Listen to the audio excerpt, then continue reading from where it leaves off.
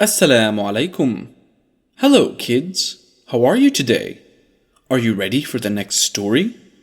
Insha'Allah, I am going to tell you the story of Prophet Sulaiman alayhi salam today. Are you ready, children?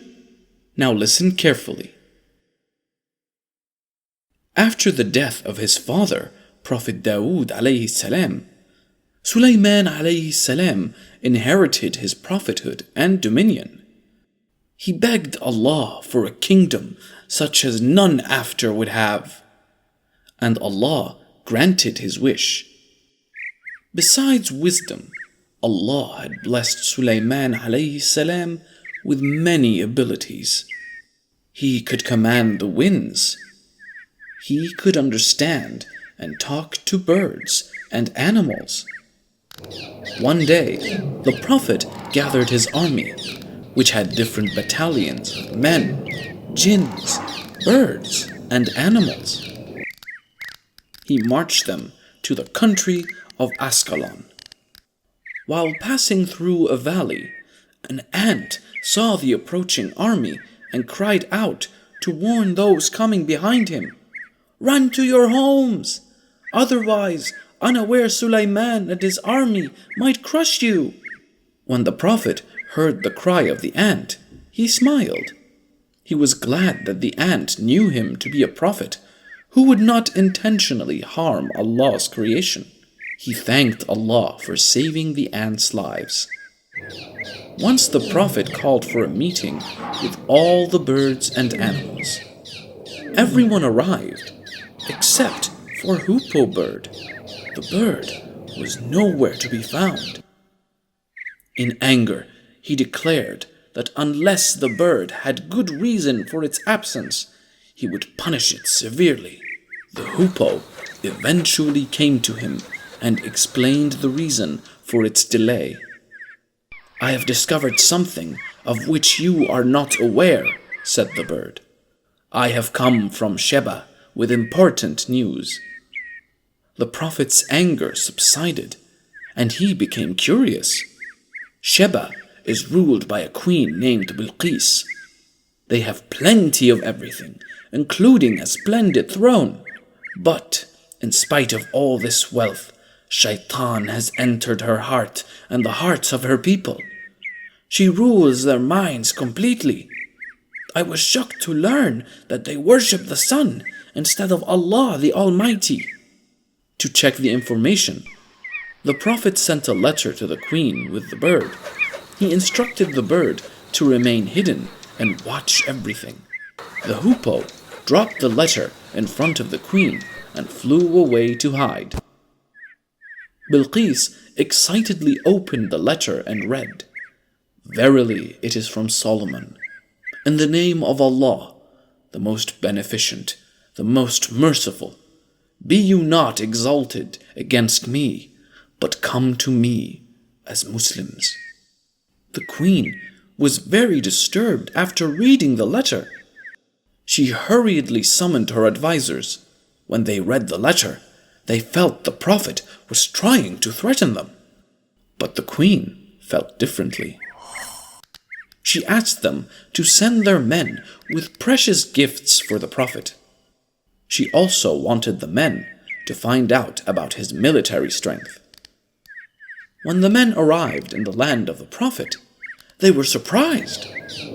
They saw the well-equipped army, and the sights they saw around them made them realize that their wealth was nothing compared to the kingdom of Sulaiman alayhi salam. They were surprised at the number and variety of soldiers, which included lions, tigers, and birds. The Prophet knew that the men were here on a probing mission. When the messengers presented their queen's precious gifts, they were shocked by the Prophet's reactions. He did not even ask to open the covers of containers.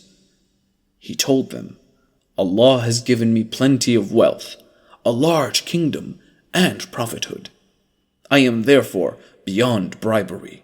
My only objective is to spread the belief in Tawheed, the oneness of Allah." He also directed them to take back the gifts to the queen and tell her that if she did not stop her kind of worship, he would uproot her kingdom and drive its people out of the land. The queen's envoys returned the gifts to the queen and delivered the message. They also told her of the wonderful things they had seen. Instead of taking offense, she decided to visit the Prophet herself. Accompanied by her royal officials and servants, she left Saba.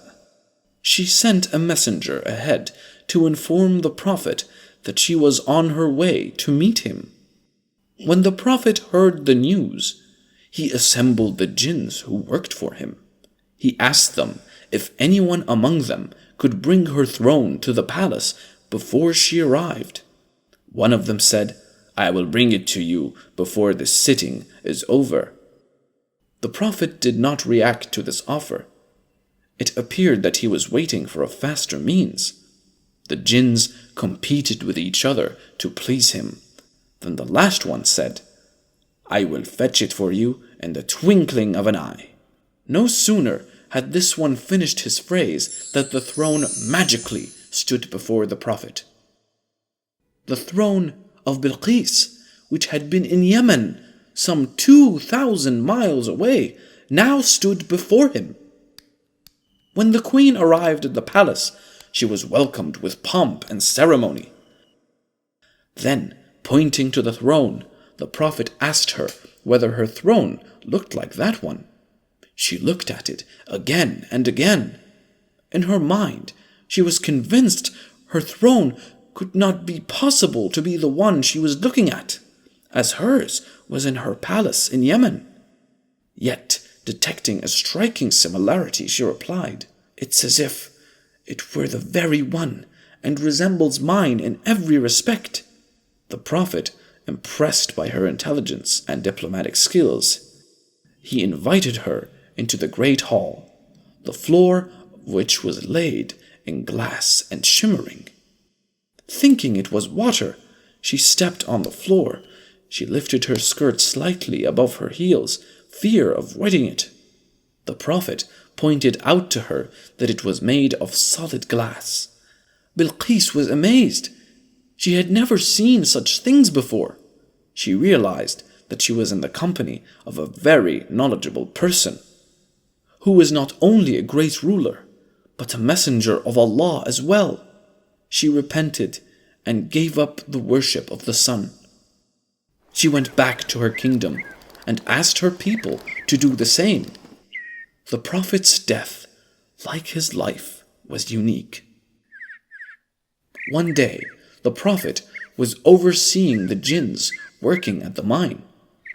The Prophet was sitting on a chair, holding his staff. He died sitting in this position. For a long time, no one was aware of his death, for he was seen sitting erect. The jinns continued with their strife and toil, thinking that the Prophet was watching over them. Many days later, a hungry ant began nibbling at the Prophet's staff.